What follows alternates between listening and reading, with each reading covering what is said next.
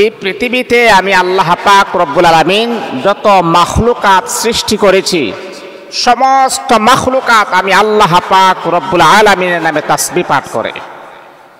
কিন্তু আমি আল্লাহ কাহারও তাসবিহ পড়ি না, আমি আল্লাহ নামাজ পড়ি না, আমি আল্লাহ কোরআন তেলাওয়াত করি না, আমি আল্লাহ খানায়ে কাবা আমি আল্লাহ জিয়ারত করি না।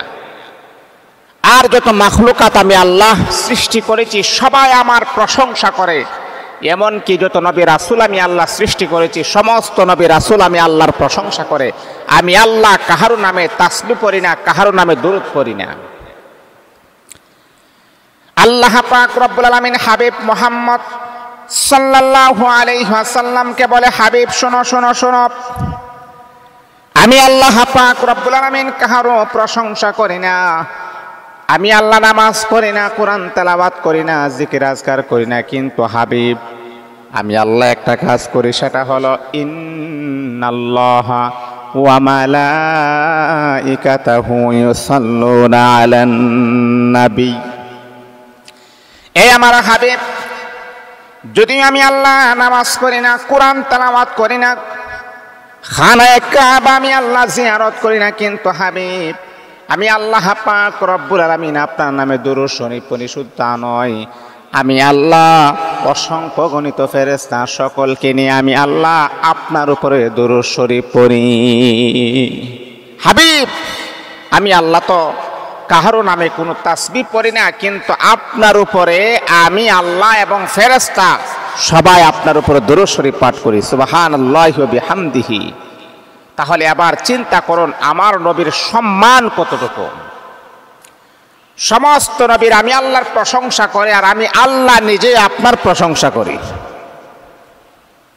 এমন একজন নবী পৃথিবীর জমিন আগমন করবে, এমন একজন নবীকে আল্লাহ পাক রব্বুল আলামিন পৃথিবীতে আমার আল্লাহ পাঠাবেন। সাধারণ কোন পরিবারে আমার আল্লাহ পাঠাবেন না। পৃথিবীর ভিতরে সবচাইতে দামি এবং টপ লেভেলের পরিবার হলো কুরাইশ, যেটাকে বলা হয় সৈয়দ বংশ। আল্লাহ পাক রব্বুল আলামিন মক্কা নগরীর ভিতরে সবচাইতে দামি বংশে সবচাইতে দামি পরিবারে মুহাম্মদ সাল্লাল্লাহু আলাইহি ওয়াসাল্লামের জন্ম ঘটায়া দিয়েছেন। আমার নবীর জন্ম তো, আমার নবী তো সাধারণ কোনো পরিবারে আসতে পারে না, এটা অসাধারণ। ওই সময় সবচাইতে দামি এবং সম্ভ্রান্ত পরিবার ছিলেন কুরাইশ। এখনো সবচাইতে দামি এবং সম্ভ্রান্ত পরিবার কুরাইশ বংশ।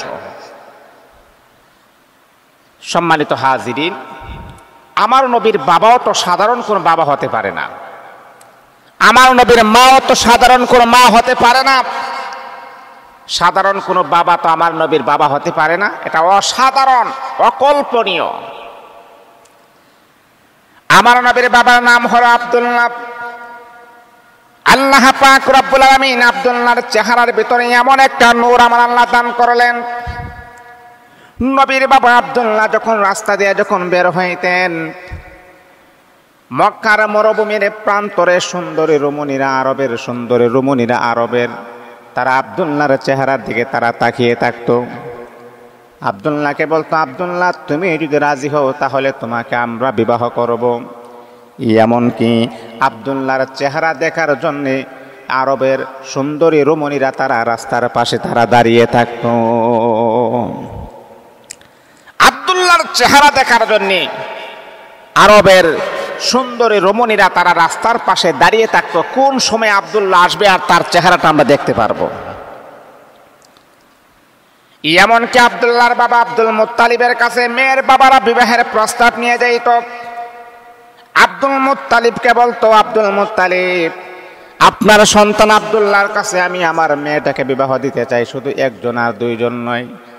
আব্দুল মুত্তালিব বলেন, আমি হচ্ছি মক্কা নগরীর একজন সর্দার, কিন্তু মেয়েদের বাবা এতটাই বিবাহের প্রস্তাব নিয়ে আসতো, আমি ঘর থেকে বের হইতে আমার ভীষণ কষ্ট হয়ে যাইত। আব্দুল মুত্তালিব বলেন, আমি একজন সর্দার মানুষ, আমি মেল বিচার করি, কিন্তু বিবাহের এত প্রস্তাব আসতো আমার আব্দুল্লাহর জন্য, আমি তাদেরকে বলতাম, আমার আব্দুল্লাহর মাঝে তোমরা কি পেয়েছ? আমার আব্দুল্লাহর চাইতে তো আরো সুন্দর যুবক আছে, তাদেরকে বিবাহ করো। না না, আব্দুল্লাহর চেহারার ভিতরে আল্লাহ পাক এমন একটা নূর আমার আল্লাহ দান করেছেন, সেই নূর আরবের মোর প্রান্তরে আর কোন যুবকের চেহারার মধ্যে এমন নূর পাওয়া যায় না। এই আমার বন্ধুরা, এই নূরটা তো সাধারণ কোন নূর নয়, সাধারণ কোন আলো নয়। আব্দুল্লাহর কপালে যে নূরটা চমকাচ্ছে, যে নূরটা ঝলমল ঝলমল করতেছে, এটা হচ্ছে মুহাম্মাদুর রাসূলুল্লাহ সাল্লাল্লাহু আলাইহি ওয়াসাল্লাম। এমনকি আব্দুল্লাহ যাকে বিবাহ করবে, আব্দুল্লাহর ললাটের নূরটা ওই যাকে বিবাহ করবে তার স্ত্রীর পেটের ভিতরে আমার আল্লাহ প্রবেশ করায়া দিবেন। কয়েকদিন পর আব্দুল্লাহ মা আমেনাকে বিবাহ করেছেন। মা আমেনাকে বিবাহ করার পরে আব্দুল্লাহর কপালে যে নূরটা ছিল, সেই নূরটা আমেনার পেটে প্রবেশ হয়ে গেছে, আমেনার পেটে চলে গেছে। আমেনার পেটে যাওয়ার পরে কয়েকদিন পর, 3 দিন পরে যখন আবার আব্দুল্লাহ যখন মক্কার অলিতে গলিতে যখন ঘুরতে আসছে, মক্কার সুন্দরী রমণীরা একজন আরেকজনকে বলতেছে, এই জানো আজকে তো আব্দুল্লাহ আসতেছে, আসো আমরা অনেকদিন ধরে আব্দুল্লাহর চেহারা দেখি না, আজকে আসতেছে যেহেতু আব্দুল্লাহর চেহারা আমরা দেখব। মক্কার সুন্দরী রমণীরা তারা একজন আরেকজনকে বলতেছে, তুমি জানো না আব্দুল্লাহ আসতেছে, তার চেহারা আমরা দেখব।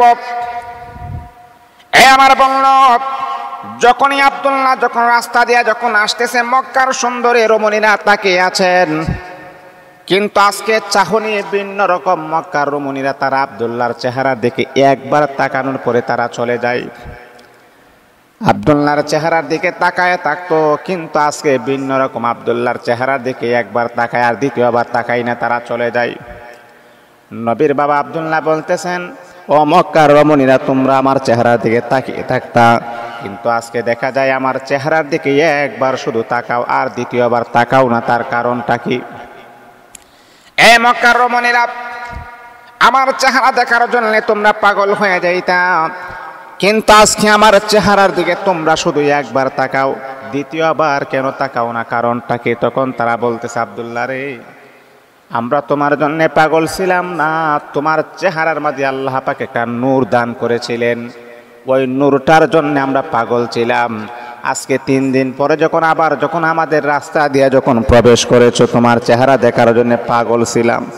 আজকে আমরা তাকিয়ে দেখি ওই নূরটার তোমার চেহারার ভিতরে নাই। আমাদের আর বুঝতে বাকি নাই, অবশ্যই তুমি বিবাহ করেছো, তোমার স্ত্রীর পেটে আমার আল্লাহ নূরটা দান করে দিয়েছে। আব্দুল্লাহ, তোমার জন্য পাগল না, তোমার কপালে একটা নূর ঝলক মলক করতো, নূর আলু, তোমার নূরটার প্রতি আমাদের আকর্ষণ ছিল। আমাদের ধারণা, আমাদের বিশ্বাস হচ্ছে এই নূরটা যে তোমাকে বিবাহ করবে, আল্লাহ পাক তার কপালে সেই নূরটা আমার আল্লাহ দান করে দিবেন। আল্লাহু আকবার, আল্লাহু আকবার। নবীর মা তো সাধারণ কোন মা হতে পারে না। মা আমেনা এতটাই সুন্দরী, এতটাই রূপসী, এতটাই আদর্শবান মহিলা ছিলেন।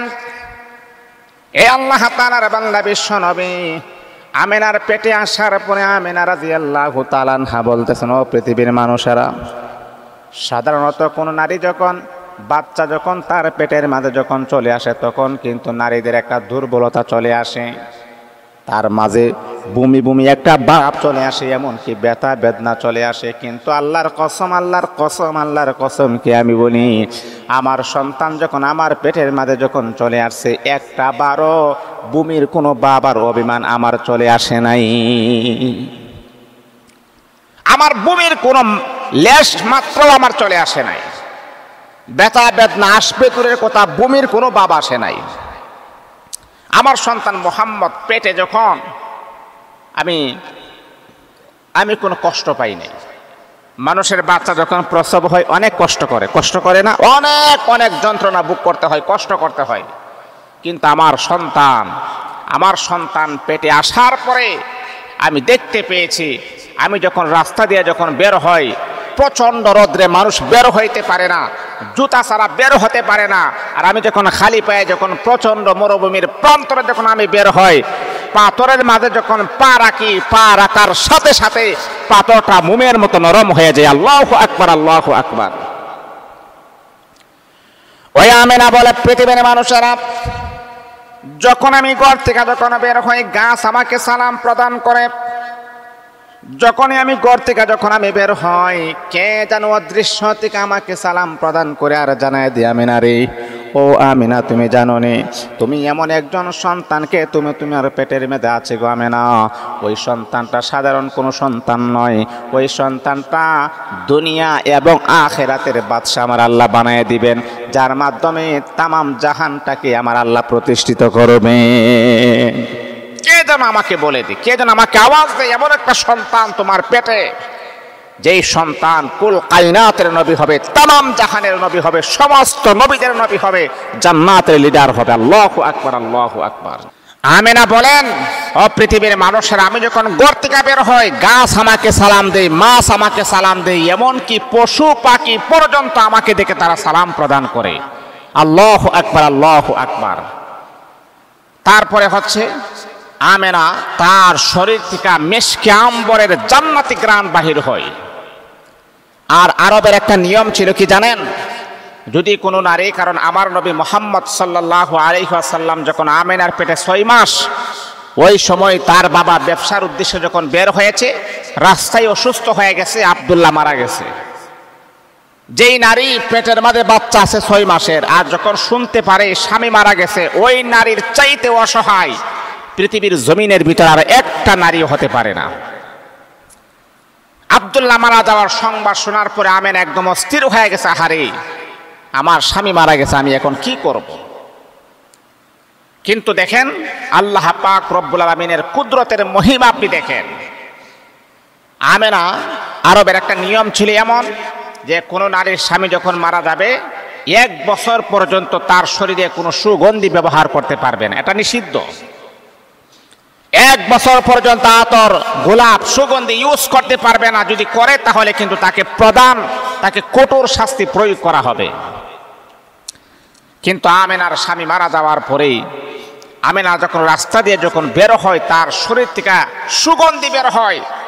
মানুষ বলে, এত সুন্দর সুগন্ধি, এত সুন্দর, আর এত সুন্দর সুগন্ধি কখনো আমাদের নাকে আর কখনো প্রবেশ করে নাই। মক্কা মদিনা কত জায়গাতে আমরা সফর করেছি, মক্কা মদিনায় কত জায়গায় উন্নত মানের জায়গা থেকে আমরা আতর কিনেছি, কিন্তু আমেনার শরীর থেকে যে পরিমাণ সুগন্ধি বের হয়, এটা মনে হয় দুনিয়ার কোনো সুগন্ধি না, এটা হচ্ছে জান্নাতি সুগন্ধি। আল্লাহু আকবার। আমেনা তো বিধবা, কিন্তু সে কেন সুগন্ধি ব্যবহার করে? মক্কার নারীরা আব্দুল মুত্তালিবের স্ত্রীর কাছে তারা বিচার দিয়েছেন, আপনার বৌমা, আপনার পুত্রবধূ আমেনা, সে তো স্বামী মারা গেছে, বেশি দিন হয় নাই, কিন্তু তার শরীরের ভিতরে সুগন্ধি ইউজ করে, ব্যবহার করে। এই কথাগুলা আব্দুল মুত্তালিবের কান পর্যন্ত পৌঁছে গেছে। আপনার পুত্রবধূ আমেনা রাস্তা দিয়ে যখন বের হয়, কি পরিমাণ সুগন্ধি ইউজ করে, যা পুরাটা মক্কা নগরী দখল করে ফেলে। আব্দুল মুত্তালিব চিন্তা করে, হারে মেয়েটার স্বামীটা কয়েকদিন আগে মারা গেছে, এখন কিভাবে আমি তাকে হ্যাটাক করি, কিভাবে তাকে আমি বিচারের কাঠগড়ায় দাঁড় করাই? এটা তো একটা মান সম্মানের একটা প্রশ্ন। আব্দুল মুত্তালিব যখন ঘরে আসার পরে আব্দুল মুত্তালিবের স্ত্রী বলতেছে, হে স্বামী আমার, আপনি কি জানেন আপনার পুত্রবধূর অবস্থা কি? আপনার পুত্রবধূর নামে মক্কার মহিলারা বিচার দায়ের করেছেন। কি বিচার? আপনি তো নিজেই আইন পাশ করেছেন, যদি কোনো নারীর স্বামী মারা যায়, সে যদি বিধবা হয়ে যায়, আর বিধবা নারী তারা কখনো 1 বছর পর্যন্ত সুগন্ধি ব্যবহার করতে পারবে না। কিন্তু আমেনার শরীর থেকে সুগন্ধি বের হয়। মক্কার নারীরা এই অভিযোগ আমার কাছে পেশ করেছেন। আব্দুল মুত্তালিব বলেন, তোমার কাছে মক্কার নারীরা এই অভিযোগ পেশ করেছেন, আমার কাছে মক্কার ছেলেরা, পুরুষেরা এই অভিযোগ পেশ করেছেন। তাহলে কি করা যায়? ঠিক আছে, পুত্রবধূ আমেনাকে ডাক দাও। আব্দুল মুত্তালিব আব্দুল্লাহর স্ত্রী আমেনাকে ডাক দিয়েছেন, বলতেছে, মা, আমরা তো, আমাদের দেশের তো একটা নিয়ম হচ্ছে, স্বামী মারা গেলে 1 বছর পর্যন্ত সুগন্ধি ব্যবহার করা যাবে না, কিন্তু মা, তুমি কেন সুগন্ধি ব্যবহার করো? এই আল্লাহ তাআলার বান্দা আব্দুল্লাহর স্ত্রী আমেনা বলতেছেন, বাবা, আব্দুল মুত্তালিব শ্বশুরকে বলতেছেন, বাবা, আল্লাহর নামের কসমকে বলি, বাবা, না না, আমি সুগন্ধি ব্যবহার করি না রে বাবা, আমি সুগন্ধি ব্যবহার করি না। তাহলে মা কেন মক্কার মহিলারা আমার কাছে বিচার দিল? মক্কার পুরুষেরা আমার কাছে বিচার দিয়েছেন আপনার পুত্রবধূ সুগন্ধি ব্যবহার করে রাস্তা দিয়ে হেঁটে যায়, এমন সুগন্ধি জীবনে কোনোদিন আমাদের নাকি আর কখনো লাগে নাই। তাহলে কি তারা সবাইকে মিথ্যা কথা বলছেন? না না বাবা, তারা মিথ্যা কথা বলে নাই। আমেনা বলতেছে, বাবা আল্লাহর কসম, আল্লাহর কসম, আল্লাহর কসম, আমি সুগন্ধি ব্যবহার করি না। ওই যে আপনার নাতি যখন আমার পেটের ভিতরে আসছে, আপনার নাতি পেটের ভিতরে আসার সাথে সাথে গো বাবা, আল্লাহর কসম, আমার শরীর থেকে যেই পরিমাণ সুগন্ধি বের হই গো বাবা, আল্লাহর কসম, সুগন্ধি আমি লাগাই না। ওই আপনার নাতি পেটে আসার সাথে সাথে আমার শরীরের প্রতিটা পশম থেকে জান্নাতি সুগন্ধি বের হইতেছে। বাবা আপনার কি বিশ্বাস হয় না? একটু তুতু ফেলতেছে, বলতেছে, বাবা দেখেন এই তুতুর মাঝে সুগন্ধি বের হচ্ছে। আল্লাহু আকবার, আল্লাহু আকবার। আব্দুল মুত্তালিব ডেকে ডেকে ডেকে বলতেছে, বাবা আপনি জানেন না, আপনার নাতি যখন আমার পেটের মাঝে যখন চলে আসছে, মক্কার নারীরা যখন কূপ থেকে যখন পানি উঠায়, আমাকে ছাড়া তারা কূপের কাছে যায় না। কিন্তু আপনি জানেননি গো বাবা, আমি যখন কূপের কাছে যখন যাই, কূপ থেকে পানি উঠাইতে হয়, বালতির মধ্যে রশি বাছাই, রশি পেঁচাইয়া দূর থেকে পানি উঠাইতে হয়, গভীর থেকে পানি উঠাইতে হয়। কিন্তু বাবা আপনি জানেননি, আমি আমেনা যখন কূপের কাছে যখন আমি যাই, কূপের কাছে যাইতে দেরি হয়, কূপের পানিটা নিচ থেকে মুখ বরাবর আসতে একটা সেকেন্ডও দেরি হই না। বাবা এই জন্য মক্কার নারীরা যখন কূপ থেকে যখন পানি উঠানোর প্রয়োজন হয়, তারা আমাকে নিয়ে যায় আর বলে, আমেনা তোমার পানি, তোমার কলসি আমরা বুড়াইয়া দিব, তোমার উঠাইতে হবে না, কষ্ট করতে হবে না, শুধু তুমি খালি আমাদের সাথে আসো। তুমি আসলে আমাদের কূপের পানি নিতে বড় সহজ হয়ে যায়, তোমার কারণে কূপের পানি নিচ থেকে উপরে উঠে যায়। আল্লাহু আকবার, আল্লাহু আকবার। এটা আমেনার কোনো কেরামতি নয়, এটা হচ্ছে মুহাম্মদ সাল্লাল্লাহু আলাইহি ওয়াসাল্লামের মুআজিজা। কারণ ওনার পেটে এমন একজন নবী, তামাম জাহানের নবী, আর তামাম জাহানের নবীর মা কষ্ট করবে এটা হতে পারে? আব্দুল মুত্তালিব বুঝতে পারলেন আমেনার পেটে যে নাতি আছে এটা কোনো সাধারণ কোনো নাতি নয়। তারপর আমিনা বলতেছেন, বাবা আপনি জানেননি, আপনার নাতি যখন পেটে যখন আসছে, কয়েকদিন আগে ফেরেশতা এসে আমাকে সালাম জানাইছে। বাবা আপনি জানেননি, একজন ফেরেশতা আমার কানে কানে এসে বলতেছে, আমিনা রে, ও আমেনা তোমার পেটে যে সন্তান আছে এটা কিন্তু কোনো সাধারণ সন্তান নয়। ও আমেনা, ওই সন্তান যখন ভূমিষ্ঠ হবে, ওই সন্তানের নাম কিন্তু কোনো হুজুর মাধ্যমে রাখবে না রে আমেনা, ওই সন্তানের নাম রাখবা তুমি মুহাম্মদ। আমেনা রে, এটা আমার কোনো প্রস্তাব নয়, আল্লাহ পাক রব্বুল আলামিন ডাইরেক্ট জানাইয়া দিয়েছেন তোমার সন্তানের নাম হবে মুহাম্মদ। আমেনা, বাবা আপনি জানেন আমার নাতির কি নাম হবে? আল্লাহ পাক আগে নির্ধারণ করে রেখে দিয়েছেন, তার নাম রাখা হবে মুহাম্মদ সাল্লাল্লাহু আলাইহি ওয়াসাল্লাম। একদিন আমেনা ঘরের ভিতরে কাঁদতেছে, হারে আমার সন্তানের তো বাবা নাই, আমার সন্তান ভূমিষ্ঠ হওয়ার পরে তাকে কে খেলনা কিনে দিবে, তাকে কে আদর সোহাগ করবে? এমনি জিবরাইল আমিন ফেরেশতা আমেনাকে বলতেছে, আমেনা তুমি কেন কান্না করো? আমেনা বলতেছে, আমি কান্না করি আমার সন্তান যখন ভূমিষ্ঠ হবে, আমার সন্তানকে কে খেলনা কিনে দিবে? এমনি জিবরাইল আমিন ফেরেশতা বলে, আমেনা রে, ও আমেনা, না না, কান্নার কোনো কারণ নাই, কান্নার কোনো প্রয়োজন নাই। তোমার সন্তানকে দুনিয়ার কোনো খেলনা দেওয়া হবে না, তোমার সন্তানকে আল্লাহ পাক রব্বুল আলামিন ভূমিষ্ঠ হওয়ার সাথে সাথে চন্দ্র সূর্যকে আমার আল্লাহ তোমার সন্তানের খেলনা বানায়া দিবেন। এজন্য আব্দুল্লাহ ইবনে আব্বাস বলতেছেন, আব্দুল্লাহ ইবনে আব্বাস হচ্ছে নবীর চাচা। নবীর চাচা বলতেছেন, ভাতিজা মুহাম্মদ, যখন তুমি জন্মগ্রহণ করেছো তখন আমি আনন্দিত হয়ে গেলাম আমার ভাতিজাকে দেখে কি অবস্থায় আছে। কিন্তু ভাতিজা, আমি একটা অবাক একটা কাণ্ড দেখতে পাইলাম, তুমি যখন পাগুলা নাড়াচাড়া করতেছো, হাতগুলা নাড়াচাড়া করতেছো, আল্লাহ পাক এই যে সূর্যকে তোমার কাছে পাঠিয়ে দিয়েছেন, সূর্য তোমার সাথে খেলাধুলা করতেছেন। তুমি যখন হাতগুলা নাড়াচাড়া করো, সূর্য তা সে নাড়াচাড়া করতেছে। তুমি যখন পাগুলা নাড়াচাড়া করো, সূর্য নাড়াচাড়া করতেছে। এর মানে হলো আল্লাহর হাবিবকে সান্ত্বনা দেওয়ার জন্যে, আল্লাহর হাবিবকে খুশি করার জন্যে আল্লাহ পাক আকাশের সূর্যকে নবীর কাছে পাঠিয়ে দিয়েছেন। আল্লাহু আকবার, আল্লাহু আকবার। এ বাতিদা আমি একটা দিক দেখতে পাইলাম, এই আমার বলল বিশ্বনবী মুহাম্মদ সাল্লাল্লাহু আলাইহি ওয়াসাল্লাম ওই মাসে 12ই রবিউল আউয়ালে আল্লাহর হাবিব বিশ্বনবী সাল্লাল্লাহু আলাইহি ওয়াসাল্লাম জন্মগ্রহণ করলেন। মুসলমান বন্ধু, আপনি জানেননি নবী যেই সময় জন্মগ্রহণ করেছেন সুবহে সাদেকের সময় সোমবার দিবাগত রাত্রে আল্লাহর হাবিব পৃথিবীর জমিনে আগমন করেছেন। আল্লাহর হাবিব আগমন করার সময় আব্দুল মুত্তালিব খানায়ে কাবা তিনি তাওয়াফ করতেছেন। খানায়ে কাবাতে 360 মূর্তি রাখা আছে, খানায়ে কাবা তাওয়াফ করতেছেন। আব্দুল মুত্তালিব বলেন, যেই সময় আমার নাতি পৃথিবীতে ভূমিষ্ঠ হয়েছে আমি সাথে সাথে তাকিয়ে দেখলাম খানায়ে কাবার 360 মূর্তিটা সঙ্গে সঙ্গে পড়ে গিয়ে ভেঙে চুরমার হয়ে গেছে। একসাথে খানায়ে কাবাতে 360 মূর্তি রাখা ছিল। আব্দুল মুত্তালিব বলেন, আমি খানায়ে কাবা তাওয়াফ করতেছি, আমি দেখলাম খানায়ে কাবাটা একটা কম্পন সৃষ্টি হয়ে গেছে, একসাথে 360 মূর্তি পরে ভেঙে চুরমার হয়ে গেছে। এটাই প্রমাণ করে হক চলে আসছে আর বাতিল ধ্বংস হয়ে যাবে। কুল জাআল হক ওয়া যাহাকাল বাতিল ইন্নাল বাতিলা কানা যাহুকা, মানে হক চলে আসছে আর বাতিলের কোনো ট্রাই নাই, বাতিল আর ট্রাই পাবে না, শেষ হক চলে আসছে।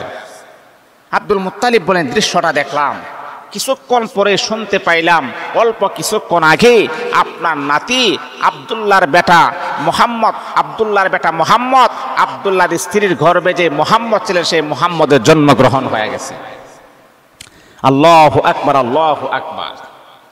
সম্মানিত হাজিরিন, যেই কথাটা আমি বলতেছিলাম, আব্দুল্লাহর বেটা মোহাম্মদ জন্মগ্রহণ করার পরে রাসূলের আরেকজন চাচা হচ্ছে আবুল আহাব, যার নামে একটা সূরা আছে। এই সূরাটাকে তার সম্মানে নাজিল করা হয়েছে নাকি তাকে বেইজ্জতি করার জন্য নাজিল করা হয়েছে, তার অপকর্ম এই সূরার ভিতরে তুলে ধরছেন। শুধু খালি আবুল আহাব নয়, আবুল আহাবের স্ত্রী যে অপকর্ম করেছেন এটা এই সূরার ভিতরে আমার আল্লাহ তুলে ধরেছেন। তা আবুল আহাব নবীর চাচা হচ্ছে আবুল আহাব। আবুল আহাব কৃষি কাজ করতেছেন। আবুল আহাবের একটা দাসী হচ্ছে সুয়াইবা। ওই সময় দাসীর একটা প্রবণতা ছিল, আর দাসীর কথা আল্লাহ পাক সূরাতুল মুমিনুনের ভিতরে আলোচনাও করেছেন। এখন দাসীর প্রবণতা নাই।